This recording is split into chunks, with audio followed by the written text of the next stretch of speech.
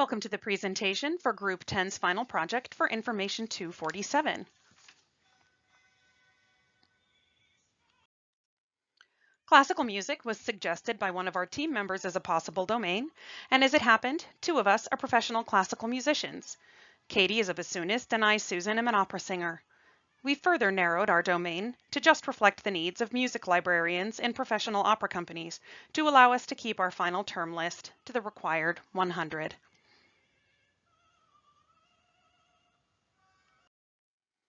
Before we get to that, though, let's talk a little about opera. What is opera? Opera is defined by the Oxford Music Online Database as a dramatic musical work in which singing forms an essential part, chiefly consisting of recitatives, arias, and choruses with orchestral accompaniment. A recitative is sung dialogue that moves the action forward. An aria is a song, usually where the person singing the aria describes their emotions. Action doesn't tend to move forward during an aria.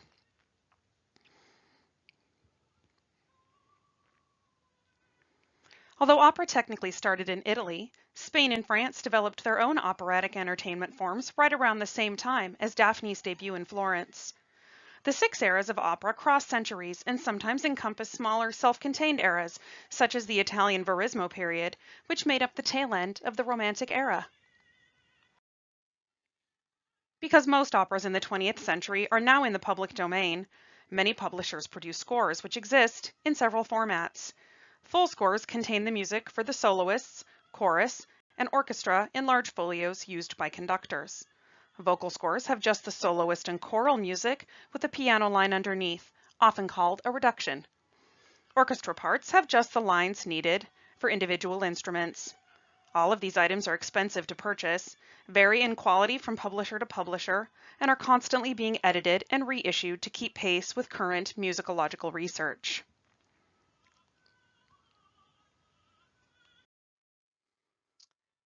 We organized our project by jobs desired and skill set.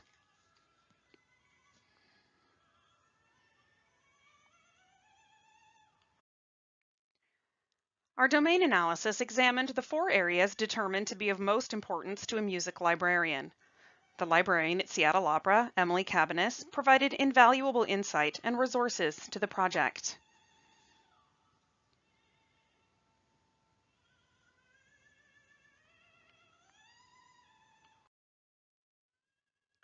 The sources identified in the domain analysis and recommended by Ms. Cabanis were used to extract appropriate terms for the formation of the thesaurus.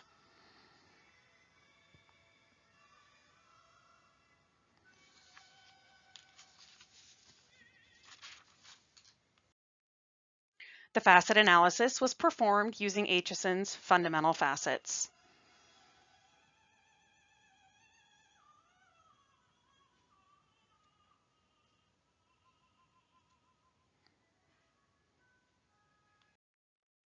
The relationship analysis was conducted using the required hierarchical relationships, including scope notes for foreign language terms that have not yet entered English as loan terms, voice type clarifications, and stylistic period timelines, which often tend to be under historical debate.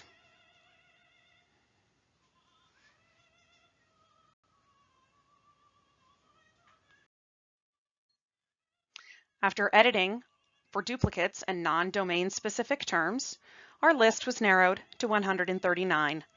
119 of those terms became our preferred terms, and 20 became non-preferred terms.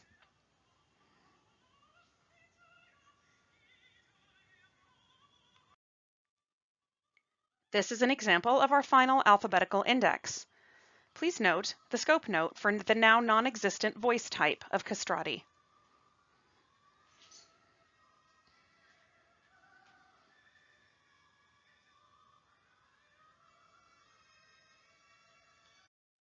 This is an example of our faceted index with its semi-ordinal notation.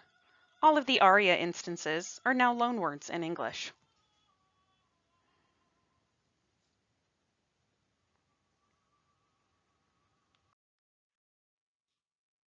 We learned a number of lessons from our project on the importance of the use of scope notes and how to limit them, grammatical and form control, the needs of users, and knowledge of specialist libraries, which most library students would not have access to unless they have an interest in that area.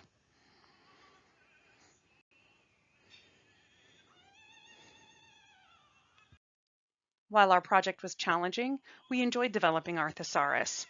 We thank you for listening to our presentation on our opera thesaurus for opera professionals, and we hope that you all have a wonderful vacation and a well-needed rest.